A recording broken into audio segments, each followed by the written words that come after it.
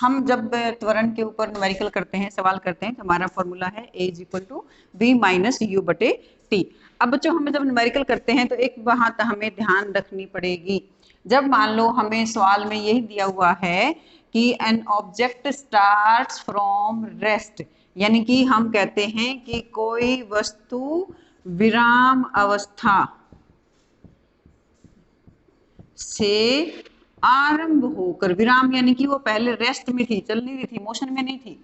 तो अगर सवाल में ये लिखा हुआ है विराम अवस्था से वस्तु आरंभ होती है, तो उस केस में u हमारा 0 हो जाएगा। और अगर हमें ये दिया हुआ है कि वस्तु विराम अवस्था में आ जाती है,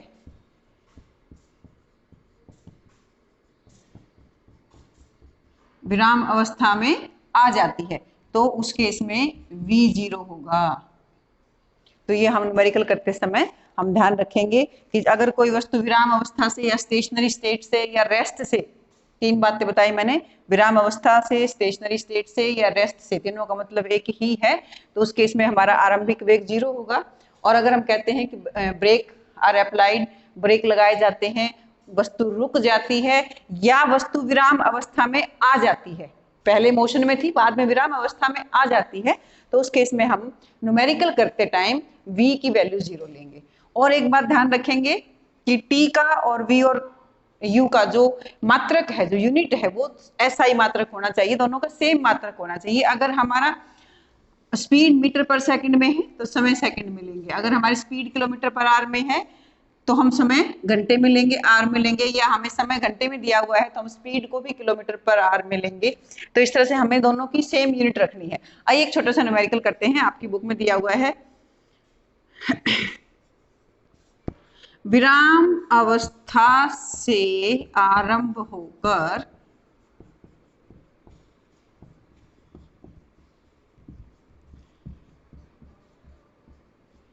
राहुल अपनी साइकिल से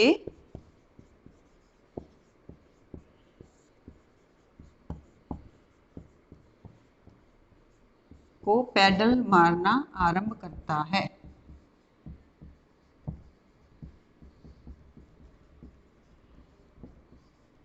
पांच सेकंड में वह 6 मीटर प्रति सेकंड का वेग प्राप्त कर लेता है। ये सॉल्व एग्जाम्पल है एनसीईआरटी में, 9th क्लास के एनसीईआरटी में।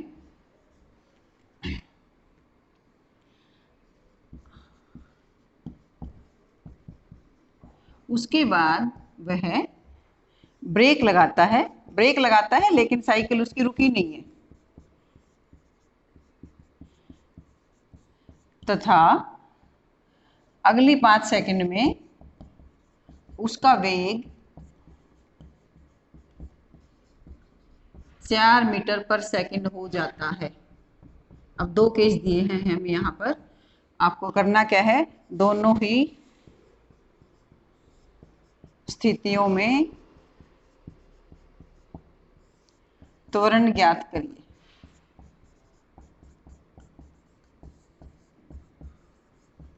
आइए एक बार देखते हैं न्यूमेरिकल को, हमें क्या क्या दिया है। विराम अवस्था से आरंभ होकर राहुल अपनी साइकिल को पेडल मारना आरंभ करता है। 5 सेकंड में वह 6 मीटर पर सेकंड का वेग प्राप्त कर लेता है। पहले देखो हमें ये चीज नोट करनी है यहाँ पर फर्स्ट केस में, तो इसका हम आंसर हम इसको सोल्व करना शुरू करते हैं। तो जब वो शुरू होता है पहली स्थिति में, अब पहली स्थिति में विराम अवस्था से आरंभ होकर, भी मैंने बताया था कि जब ऐसा कुछ दिया हुआ हो तो u जो है वो हम 0 लेते हैं, ठीक है। अब उसकी जो वेलोसिटी है, वेग है, 5 सेकंड में कितनी हो जाती है, 6 मीटर प्रति सेकंड। तो अंतिम वेग यहाँ पर कितना है उसका, 6 मीटर पर सेकंड, और इसको पूरा करने में उसने समय कितना लिया, 5 सेकंड।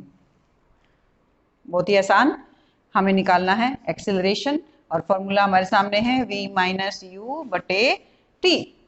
v कितना है 6, u कितना है 0, और इसको 0 होने में समय कितना लिया, 0 से 6 होने में समय कितना लिया, 5 सेकंड। तो इसका आंसर आ गया हमारा 6/5, 6/5। 1.2 मीटर प्रति सेकंड स्क्वायर। ये था फर्स्ट केस में, जब उसने साइकिल पे पेडल मारना शुरू किया, पहले विराम अवस्था में था, उसकी स्पीड होगी 6 मीटर प्रति सेकंड। ठीक है, अब हम बात करते हैं दूसरी सिचुएशन की। सेकंड केस में अब देखो वो जा रहा था साइकिल पे, कितनी स्पीड थी उसकी? 6 मीटर पर सेकंड, यानी कि यहां पर u जो है उसका कितना है? 6 मीटर पर सेकंड। और फिर उसने ब्रेक लगाए, ब्रेक लगा के उसकी स्पीड हो गई कम, और कम होके कितनी हो गई? 4 मीटर पर सेकंड। तो ये हो गया हमारे पास 4 मीटर पर सेकंड। और उसको 6 से 4 होने में कितना समय लगा? 5 सेकंड। ठीक है, तो इस तरह से हमारे पास तीनों चीज दी हुई है, u दिया हुआ है, v दिया हुआ है, समय दिया हुआ है, t दिया हुआ है। तो we can find out a equal to v minus u बटे t। v है हमारा 4, यहाँ पर हमारी रिटार्डेशन हुई है, एक्सीलरेशन जो है वो हमारा माइनस में आएगा। तो समय लिया 5 सेकंड, -2/5, और आंसर आया हमारा 0.4 मीटर पर सेकंड स्क्वायर। यानी कि ये जो आंसर है माइनस में आया है, इसका मतलब है it is known as retardation. तो इस तरह से बहुत ही आसान से न्यूमेरिकल होते हैं इसके ऊपर। और यहाँ तो हमें दोनों की ही जो यूनिट है वो ऐसा यूनिट दी हुई थी, टाइम की सेकंड में दिया हुआ था, वेलोसिटी भी हमें मीटर पर सेकंड में दी हुई थी। तो एक न्यूमेरिकल हम ऐसा करते हैं जिसमें हमारी वेलोसिटी किलोमीटर पर आवर में दे रखी है। आइए अगला न्यूमेरिकल करते हैं।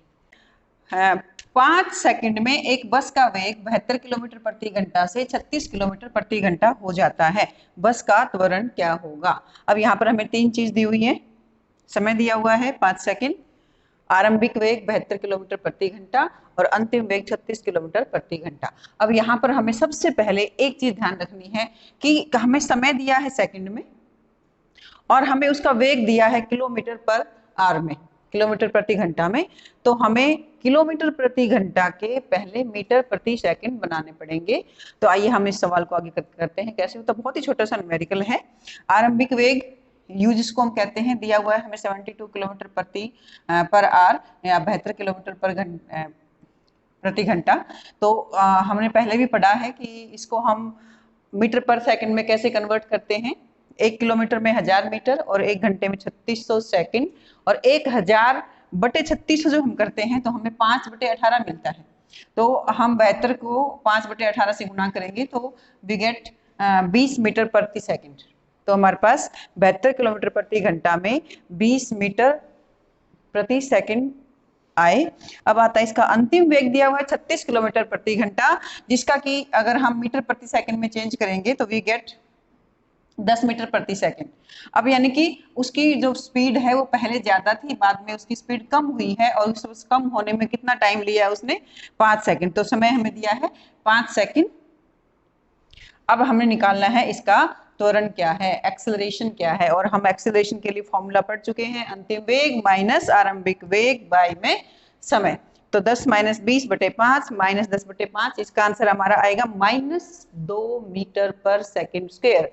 माइनस का मतलब है यहाँ पर रिटार्डेशन हुआ है, ऋणात्मक त्वरण है। क्यों? क्योंकि बस की स्पीड 72 किलोमीटर पर आवर से 36 किलोमीटर पर आवर हुई है, स्पीड घटी है।